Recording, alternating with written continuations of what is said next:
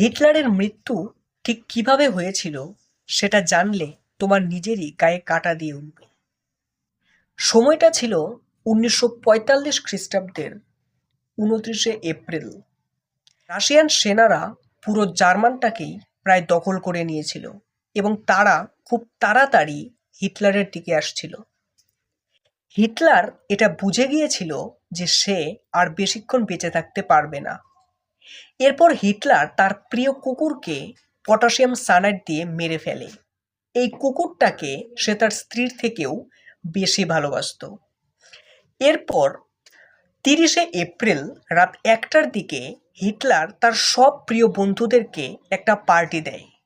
সেই পার্টিতে হিটলার ঘোষণা করে যে আজকের দিনে আমি এবং আমার স্ত্রী একই সঙ্গে আত্মহত্যা করব।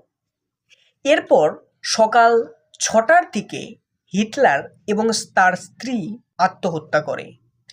হিটলার নিজেকে গুলি করে এবং তার স্ত্রী পটাশিয়াম সায়ানাইড খায়।